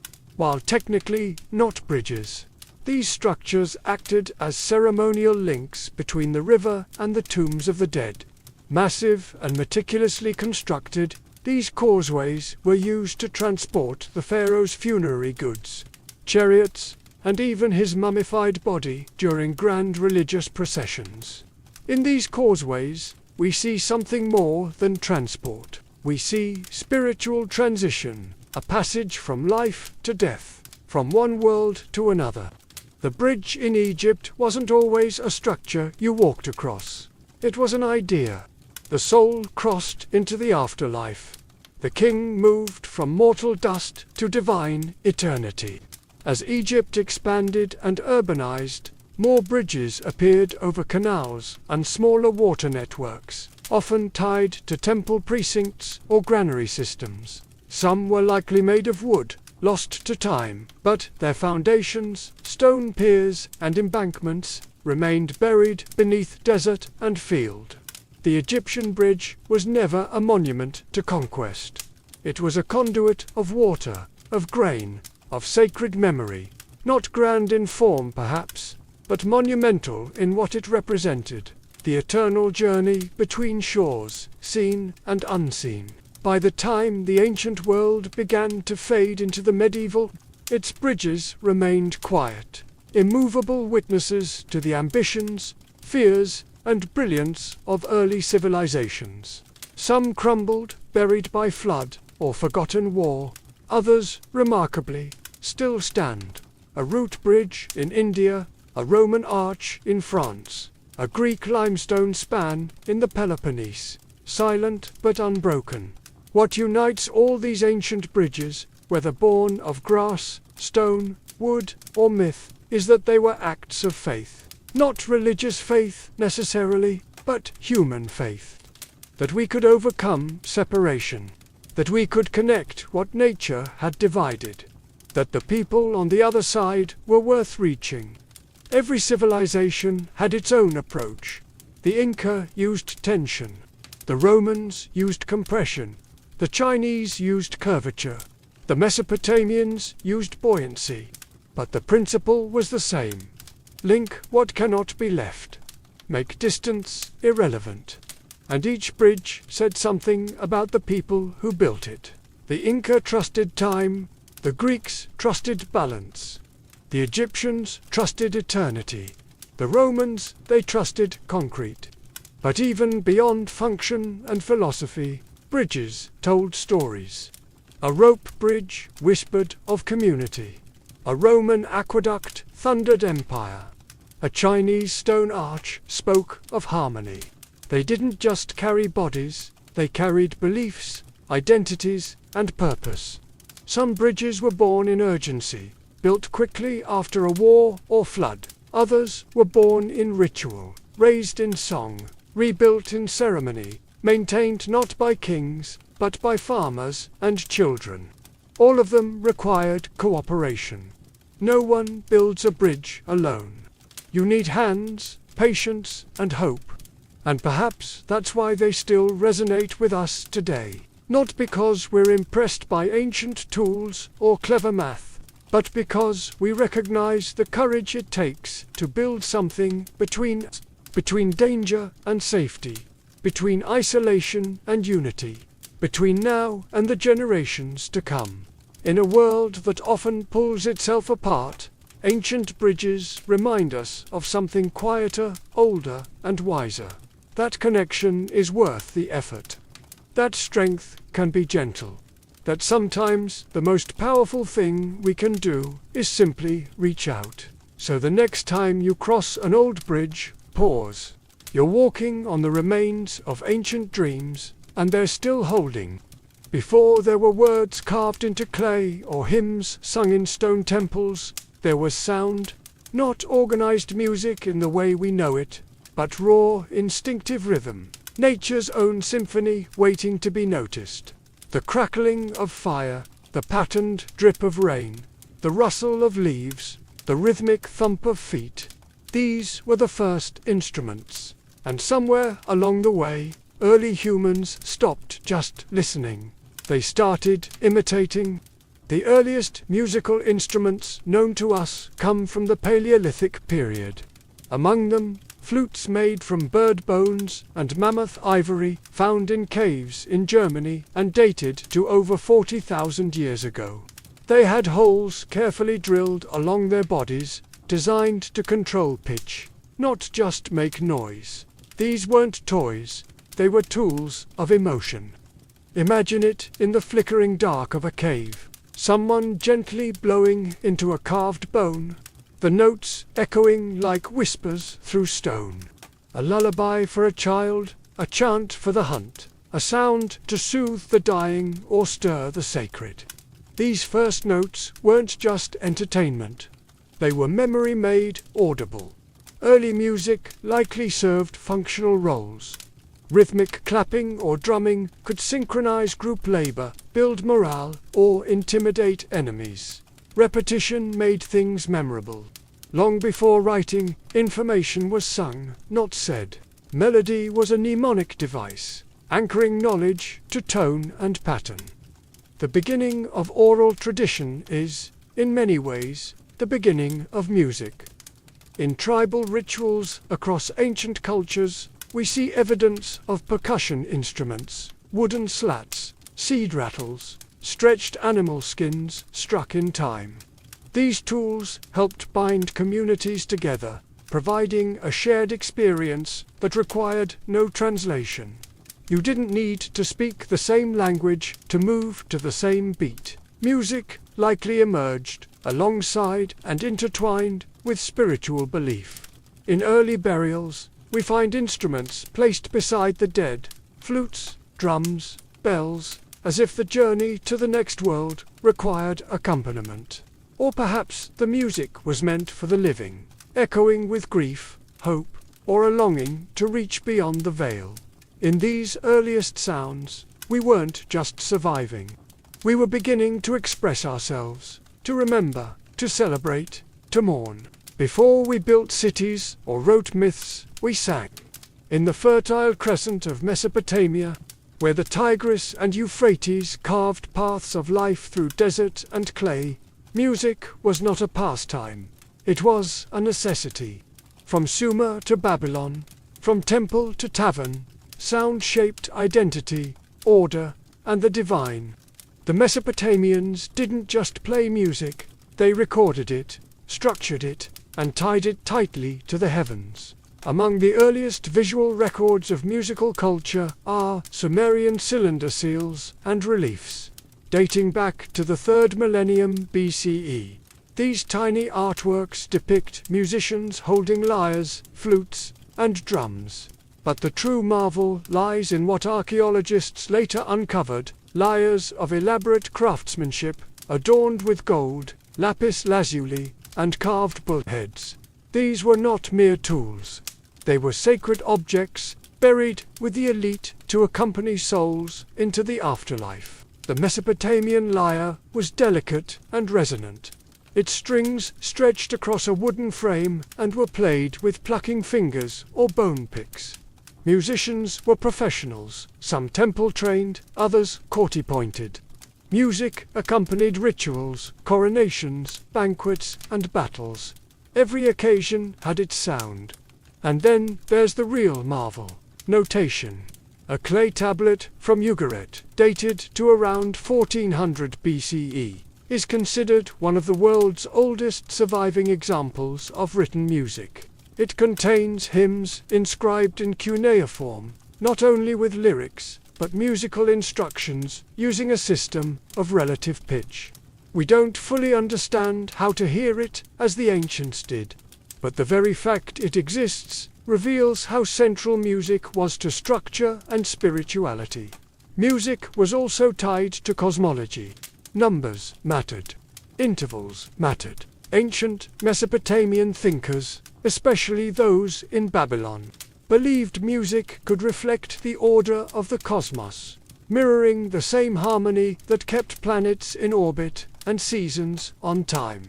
This idea would ripple into Greek philosophy centuries later. Whether sung by priestesses to Inanna or played by traveling minstrels in crowded markets, music in Mesopotamia was layered. It was professional, sacred, celebratory, and political. It carried messages between mortals and gods. In a world carved from mud and mystery, music gave shape to things unseen, binding memory to ritual, order to time, and the soul to its story. In ancient Egypt, where gods had animal heads and pharaohs were divine, music flowed like the Nile, constant, sacred, and life-giving. It echoed in temple courts, drifted through market stalls, and accompanied every stage of human life from birth to burial. Egyptian music wasn't ornamental, it was essential. The Egyptians believed that music had magical properties. It could calm the gods, heal the sick, and guide the dead. Instruments were gifts from the divine. Most famously, the goddess Hathor, often depicted with a sistrum, a rattle-like instrument used in sacred rites. To shake the sistrum was to awaken life itself. Its jingling tone symbolized the cosmic rhythm of creation. Archaeologists have found harps, flutes, lutes, and lyres painted in tomb murals dating back to the Old Kingdom around 2500 BCE. These instruments weren't generic, they were specific, finely crafted, and richly decorated. Harps came in angular or curved forms, often played sitting on the ground. Their strings, made from animal gut, sang out during both religious ceremonies and court entertainment. Music was deeply woven into Egyptian ritual. Temple hymns were performed at sunrise to greet the gods. Priests and priestesses weren't just readers of sacred texts, they were also trained musicians. Specific tones were believed to align with particular gods or emotions. There was music for lamentation, for praise, for purification. Every act had its sound. But music wasn't just for the elite. Street musicians, dancers, and folk singers filled the markets of Memphis, and percussion instruments like frame drums, clappers, and castanets added rhythm to community festivals. Women often led in performance, whether as professional entertainers or as mourners hired to sing the wails of grief at funerals. Egyptian hieroglyphs even give us words for musical moods. Hes implied joy or adoration, Tu meant sorrow or mourning. Music wasn't an abstract art form. It was emotional infrastructure. And when death came, it came with music. Funerary texts sometimes included instructions for chants and instruments. In death, as in life, the journey was not silent. Music in Egypt served many masters, gods, kings, farmers, and mourners. But it always served a deeper truth. That sound was the language of the soul, and through it, even silence had meaning. In ancient Greece, music was more than art. It was mathematics, medicine, philosophy, and divination. It wasn't merely played. It was studied, theorized, worshipped. For the Greeks, music was a mirror of the cosmos, harmonious, ordered, and deeply sacred. The Greek word music didn't refer to music alone. It encompassed the entire domain of the Muses, the goddesses of inspiration for poetry, dance, and song. To engage in music was to draw directly from divine influence. And so, from the street performers of Athens to the philosophers of Ionia, music was both a daily habit and a metaphysical pursuit. Instruments were everywhere. The lyre, tied to Apollo, was central to Greek education. Aristocratic boys learned it as part of formal training. The kithora, a larger and more ornate lyre, was used in ceremonies and performances. Then came the aulos, a double-piped red instrument with a piercing tone, often heard in rituals, tragedies, and even military drills. Each sound had its place, woven into both daily life and sacred tradition. Music was essential to Greek drama. Choruses didn't just speak, they sang. Plays flowed in lyrical meter, turning fate into melody. Oedipus's steps, Medea's grief, all underscored by rhythm. Behind it all lay theory. Pythagoras, yes, the triangle guy, proposed that music followed math. Notes weren't just sounds, but numbers. Harmony, to him, reflected the structure of the cosmos itself. He observed that harmonious notes emerged from simple ratios like 2:1, or 32. From this, the concept of the music of the spheres was born. The idea that the planets themselves moved in cosmic harmony, producing a music too perfect for human ears to hear. Plato and Aristotle expanded on this. Plato believed music shaped the soul and therefore the state. A society's moral health could be gauged by its music. Certain scales and modes were uplifting, others dangerous. Music wasn't just expressive, it was formative. In Greece, to pluck a string was to brush the fabric of reality. To sing was to participate in divine order. And to understand music was to begin to understand the soul itself. When Rome absorbed the cultures around it, it didn't just take their land. It inherited their music. From Etruscan trumpets to Greek lyres, Roman music was a patchwork of styles and traditions woven together under one empire. Unlike the Greeks, who debated music's moral power, The Romans focused on its use and its volume. Music was everywhere: temples, camps, theaters, banquets, and arenas. It commanded, entertained, impressed. One iconic instrument was the cornu, a large curved brass horn. When blown, it sent orders, alerts, and formations across noisy battlefields. It wasn't beautiful, but it worked. For Roman soldiers, music meant survival. In public life, it was more elaborate. The tibia, like the Greek aulos, played at rituals and festivals. The hydraulis, an early water-powered organ, produced dramatic sound using air and water. It thundered at games and ceremonies, loud and theatrical. It fit Rome perfectly, powerful or inspiring, and built to stir crowds. At banquets, music turned intimate. Women and enslaved performers played stringed instruments like the cithara and lute, while dancers moved softly. In elite homes, music was status, imported from Greece or Egypt to dazzle guests. Yet music also had spiritual roots. Roman rituals used specific chants and melodies called carmen, believed to connect mortals and gods. These were sacred incantations believed to influence divine favor or ward off evil. Over time, some evolved into more structured hymns, blending spoken prayer with melody. What Rome lacked in originality, it made up for in adaptability. It absorbed music like it absorbed gods, rebranding, reshaping, and repurposing them to fit its needs. And as Roman roads carried legions across Europe, they also carried songs, instruments, and musical customs. Local tribes encountered not just soldiers, but the sounds of empire. In Rome, music served many ends: glory, control, pleasure, and faith. It was the rhythm of empire, pulsing through marble halls and blood-stained sand. Long before Vedic chants echoed through India's temples, a quieter yet profound musical culture thrived in the Indus Valley, one of the world's first urban civilizations. Though much remains unknown, fragments whisper of a people attuned to rhythm and ritual.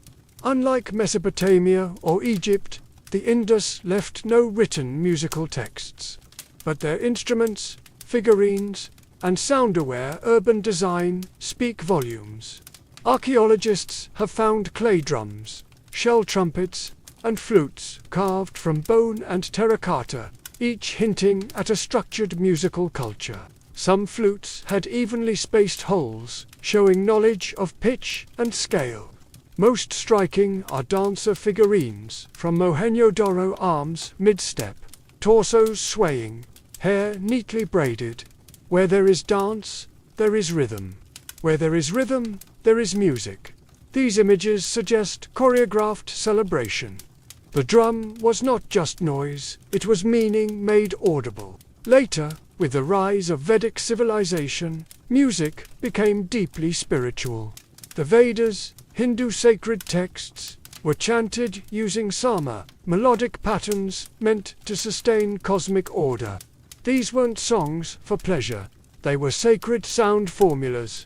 Yet even before this structure, the breath of music was already alive in those early Indus flutes and clay drums. By the time of the Natya Shastra, an ancient guide to dance, drama, and music, 200 BCE, Indian music had developed ragas, melodic modes, and talas, rhythmic cycles. Instruments like the veena and mridangam became core to worship and court life. But theory aside, the soul of the music remained one of devotion and connection. Music as devotion, music as vibration, music as a link between body and spirit, sound and silence, mortal and divine. In the Indus lands, music wasn't written in ink. It was written in breath, in beat, and in time. In ancient China, music too was sacred. Not just sound, but harmony made audible. Rooted in Confucian and Taoist thought, Early Chinese music aimed to reflect balance between heaven, earth, and man. Instruments like tuned stone chimes, byongking, and bone flutes date to the Neolithic. Each note aligned with elements: wood, fire, earth, metal, water. Music wasn't just heard, it embodied the structure of the cosmos itself. It was philosophy made sound. By the Zhou dynasty, 1046 to 56 BCE, music had become a pillar of governance. Confucius famously said, "To educate someone, start with poetry, strengthen with ritual, and perfect with music." He believed music shaped the soul, and that a well-governed state would echo with balanced, gentle tones. Dissonance meant disorder. Court musicians played the guqin, a seven-string zither tied to scholars and sages. Its quiet tones weren't meant to entertain, but to cultivate inner harmony. The player sat alone, fingers brushing strings in meditative dialogue. Larger ensembles used instruments like the sheng, a mouth-blown reed, pipe, along with drums and bronze bells in rites and ceremonies. Yu, or elegant music, was the official genre for state and ancestral rituals. Every sound had meaning, carefully arranged to maintain spiritual balance. Chinese theory used unique scales like the pentatonic, with 5 notes per octave. This gave melodies their drifting, fluid feel, evoking wind, water, and stillness. To hear music was to hear harmony made audible. To perform it well was to live well. Each note was a prayer, each silence a lesson. In ancient Hebrew tradition, music connected heaven and earth, grief and praise. It wasn't for pleasure, it was sacred. Every voice lifted, every chord struck, was an offering. From the earliest books of the Bible, music appears as a central and divine force. In Genesis, Jubal is named the father of all who play lyre and pipe, showing music's deep roots. In Exodus, after the Red Sea parts, Miriam takes a timbrel, leading women in song and dance, joy sealed into scripture. By King David's time, music had become an organized part of worship and spiritual life. Woven into the daily rhythm of the sacred, David was both warrior and musician, said to soothe Saul's troubled spirit with his harp. Under his rule, music flourished. He appointed Levitical musicians not just to perform, but to preserve sacred songs and maintain spiritual order. The Psalms, many believed to be his, form one of the richest hymnals in human history, where every sorrow found sound. These lyrical prayers, written in poetic form, were intended to be sung, chanted, or recited with instrumental accompaniment, usually lyres, harps, cymbals, and trumpets.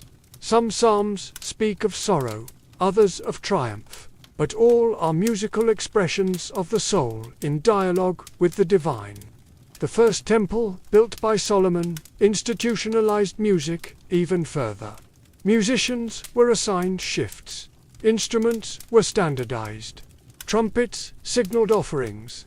Cymbals marked sacred transitions. Music structured the calendar, framed the festivals, and deepened the meaning of every rite. Even after the temple's destruction, music lived on in memory and exile. In Babylon, the exiled Hebrews sang of Zion with trembling voices. By the rivers of Babylon, there we sat and wept. How can we sing the songs of the Lord in a foreign land? Yet sing they did. Hebrew music survived not by echoing through stone halls, but by being written on hearts. It was a music of resilience, born in covenant, and carried across centuries in breath, bone, and prayer. As the ancient world slowly gave way to classical antiquity and the medieval age, the music of early civilizations did not vanish. It transformed. Its instruments were altered, its scales adapted, its traditions absorbed into newer religious, philosophical, and cultural systems. But its essence endured. the echo of a Mesopotamian lyre, the shimmer of an Egyptian sistrum, the silence between strokes on a Chinese guqin. These sounds didn't die. They migrated, carried through time by those who remembered.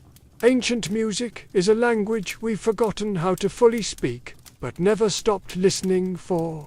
We can't hear a Babylonian hymn exactly.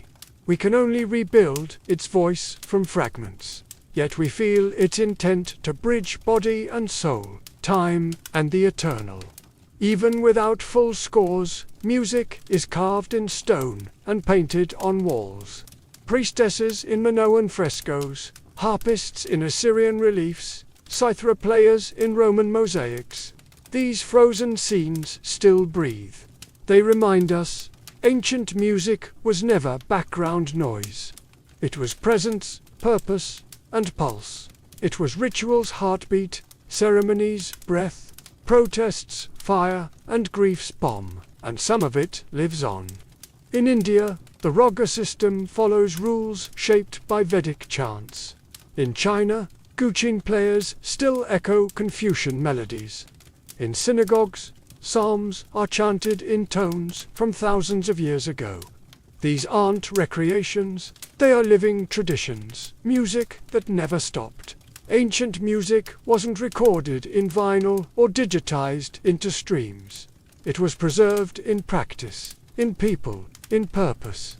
Passed down not through wires but through witnessing. We may never hear a perfect reconstruction of an Inca festival song or a hymn sung in the court of Bat. When a hand drums a beat, or a voice breaks into spontaneous song, or a melody lingers, just long enough to bring tears, that is ancient. The civilizations may have crumbled, the empires may have fallen, but their music still plays. Not in history books, but in us. ... If you made it this far, you're the real one. As always, my friends, stay curious, stay skeptical, and never stop asking questions. If you enjoyed this story, feel free to like, subscribe, and drift back next time for more quiet tales from the shadows of history. For now, I'll leave you with the soft crackle of the campfire. May it guide you gently into rest, and keep your dreams safe and still.